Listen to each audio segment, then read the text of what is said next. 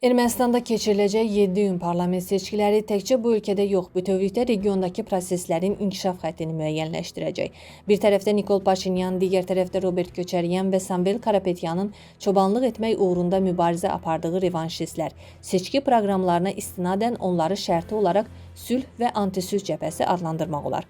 Bu cəbhələrin hansı sərfəlidir, yaxud kim qalib gələrsə, hadisələr necə inkişaf edə bilər? Siyasi şərhçi Asif Nərimanlı hesab edir ki, Paşinyanın 7 iyundan sonra da Ermənistana rəhbərliyi davam etdirməsi regional sülh kontekstində Azərbaycanın maraqlarına uyğundur.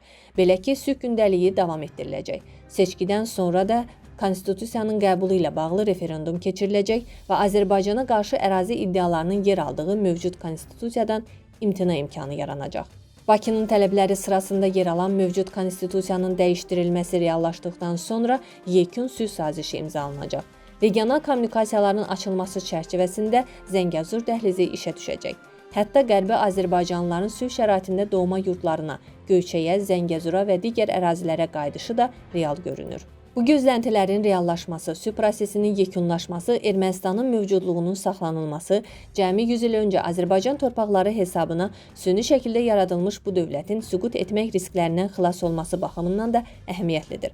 Paşinyan bunu anladığı üçün sülhdə israr edir. 7 iyunda qutudan revanşistlər çıxarsa nələr olacaq? Köçəryan və Karapetyanın təmsil etdiyi antisülh cəbhəsi seçki proqramını qondarma Arsağın dirildilməsi üzərində qursalar da, Qarabağ məsələsinin tamamilə bağlanması fonunda Azərbaycana qarşı ərazi iddiaları üzərindən hansısa risklər yaratmaq imkanları görünmür. Qarabağ iddiası ritorik müstəvidə gündəmdə saxlanıla və ya regionda geosiyasi maraqlar toqquşmasında təzyiq xarakteri daşıya bilər. Hərçənd Qarabağın ritorik olaraq gündəmdə saxlanılması da daxil olmaqla revanşistlərin proqramı sülh prosesini baltalayacaq. Hakimiyyətə gələcəkləri tədbirdə Azərbaycanla ədalətli sülh müqaviləsi imzalayacaqları vədlərindən də yeni eskalasiyanın qoxusu gəlir və aydındır ki, onların ədalətli müqavilə anlayışı Bakı-İrəvan xəttində pillə-pillə ucadılmış sülh piramidasının çöküşü deməkdir. Sülh gündəliyində yeni şərtlər irəli sürmələri prosesi tormozlayacaq. Yekun sülh sazişinin imzalanmasında əsas mane olan mövcud konstitusiyanı dəyişdirməkdən yaxud yenisinin qəbul edilməsindən imtina edəcəklər. Sərhədin delimitasiya prosesini dayandıracaq, Zəngəzur dəhlizinin açılmasına imkan verməyəcək, ən yaxşı halda Naxçıvana maneəsiz keçid razılaşmasından imtina edəcəklər ki, bu da kommunikasiyaların bərpasını arxa plana keçirəcək. Və bu situasiya təkcə Bakı-İrəvan xəttindəki sülh prosesini sıradan çıxarmayacaq. Eyni zamanda bölgədə yeni eskalasiya risklərini də artıracaq. Mümkün eskalasiya coğrafiyasının sərhəddə olacağı da sir deyil. Bütün bunların fonunda iyunun 7-sində Paşinyanın məğlubiyyəti, revanşistlərin qələbəsi Azərbaycan üçün riskli görünür. Hərçənd revanşistlərin qələbəsinin Azərbaycanın qarşısında yeni imkanlar aça biləcəyi məqamı da kənara atılmamalıdır. Rəsmi Bakının Ermənistan seçkilərində Paşinyanın taxtdan salınması senarisinə də hazırlıq olduğu istisna deyil. Əliyevin Zəngilanda verdiyi mesajlar bu kontekstdə təsadüfi deyildi.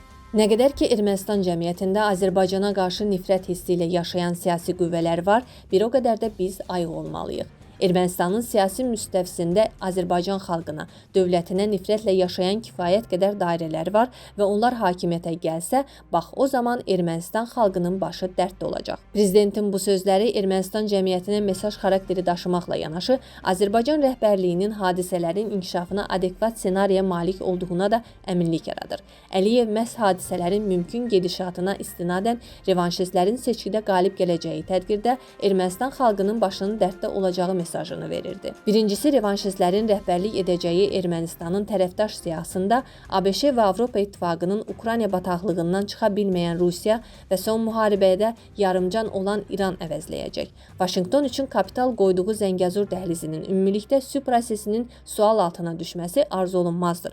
Brüssel isə İrəvan üzərindən həyata keçirdiyi regional siyasətinə risklərin yaranmasını qəbul etməyəcək. İkincisi, sülh piramidasının dağılması Ermənistanı yenidən dalan ölkə qaranlığına qaytarmaqla yanaşı, yeni eskalasiya risklərini də aktuallaşdıracaq və revanşistlərin üfüqdə aydın görünən təhdidlərinə qarşı Azərbaycanın güc tətbiqi ilə cavabı qaçılmaz ola bilər. 2020-ci ildə torpaqlarımızın azad edilməsi naminə baş verən müharibənin bu dəfə sülh uğrunda müharibəyə çevrilməsi mümkündür. Sülh uğruna müharibə romanının müəllifi Woolfun deyimi ilə yanaşsaq, yeni nizamın qurulması üçün təxirə salınmaz səylər lazımdır. Cənubi Qafqazda da sülhə əsaslanan yeni nizamın qurmaq istəyi buna qarşı bütün mümkün risklərlə mübarizədə təxirə salınmaz səylər tələb edir. Sülh uğruna müharibə ssenarisi Azərbaycana diplomatik masada əldə etmək istədiklərinə hərbi müstəvidə nail olmaq imkanları yaradır. 1. Zəngəzur dəhlizi. Ermənistanın Naxçıvana maneəsiz keçid öhdəliyi güc yolu ilə təmin edilir. 2. Göyçə gölünün şərq hissəsinə nəzarət imkanları praktiki müstəvidə gerçəkləşdirilir.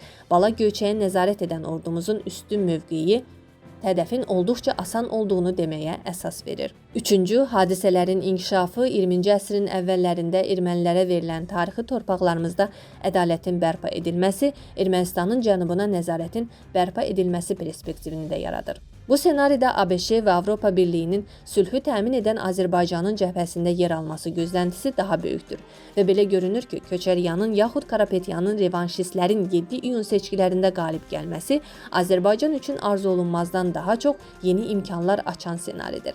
Hətta daha unikal senari olduğunu da demək mümkündür. Dəyərli izləyicilər, ölkə və dünya gündəmi ilə bağlı xəbərlər təqdim etməyə davam edəcəyik. Öz fikirlərinizi şərh bölümündə qeyd etməyi unutmayın. Sağlıqla qalın.